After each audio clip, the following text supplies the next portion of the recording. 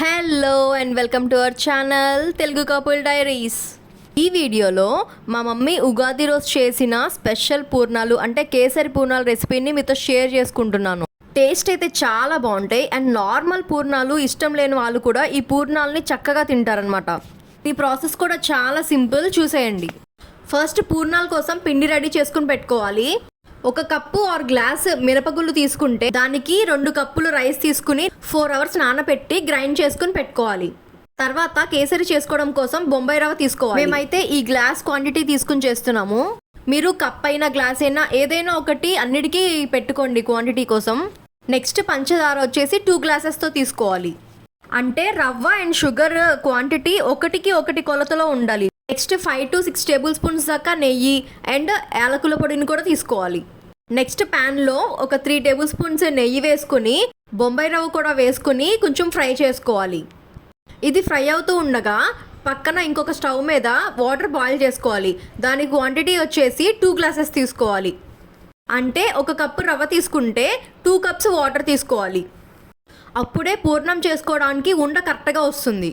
ఆ వాటర్ని ఉప్మా రవ్వలో వేసి ఉండలు లేకుండా కలుపుకుంటూ ఉండాలి. అందులోనే ఒక 2 టేబుల్ స్పూన్స్ నెయ్యి కూడా వేసుకోవాలి. తర్వాత షుగర్ కూడా యాడ్ చేసేసుకుని ఆ వాటర్ అంతా పోయి గట్టిగా ముద్దలాగా అయ్యే వరకు కలుపుకోవాలి. ఇక్కడ వీడియోలో చూపిస్తున్న విధంగా అవుతుంది. అందులో ఒక 1/2 టేబుల్ స్పూన్ యాలకుల పొడి వేసుకొని కలుపుకొని ఆరపెట్టుకోవాలి. తర్వాత మనకి కావాల్సినంత క్వాంటిటీలో పూర్ణం పిండిని ఒక బౌల్లో తీసుకోవాలి.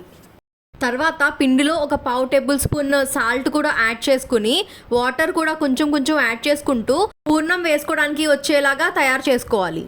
పిండి పల్సగా అయిపోకుండా జాగ్రత్తగా చూసుకుని వాటర్ కలుపుకోవాలి. ఆ తర్వాత చేతికి నెయ్యి రాసుకుంటూ మనం ఆరపెట్టిన కేసరి రవ్వ అంతటిని ఉండలుగా చేసుకుని పక్కన పెట్టుకోవాలి. ఆ తర్వాత డీప్ ఫ్రై కోసం కడాయిలో ఆయిల్ పోసుకుని మీడియం ఫ్లేమ్లో పెట్టుకుని హీట్ చేసుకోవాలి. తర్వాత కేసరి ఉండల్ని పిండిలో ముంచి ఆయిల్లో వేసుకోవాలి. ఇలా మనం చేసుకున్న ఉండలన్నిటినీ ఆయిల్లో వేసుకుని డీప్ ఫ్రై చేసుకోవాలి. స్టవ్ మీడియం ఫ్లేమ్లో పెట్టుకుని 2 వైపులా మంచిగా కాలేలాగా ఫ్రై చేసుకోవాలి. పూర్ణాలన్నీ మంచిగా గోల్డెన్ కలర్కి కరకరలాడుతూ వచ్చాక తీసేసుకోవాలి. చూసారు కదా, చాలా సింపుల్ ప్రాసెస్. ఎప్పుడైనా స్వీట్ తినాలనిపించినప్పుడు ఆర్ ఫెస్టివల్ రోజైనా కానీ ప్రసాదం లాగా కూడా చేసుకోవచ్చు. ఒక్కసారి ట్రై చేసి చూడండి. మీకు ఎలా వచ్చిందో అండ్ మీకు నచ్చిందో లేదో కమెంట్ చేయండి. ఈ వీడియో నచ్చినట్టయితే లైక్ చేయండి, షేర్ చేయండి అండ్ సబ్స్క్రైబ్ కూడా చేయండి. Thanks for watching.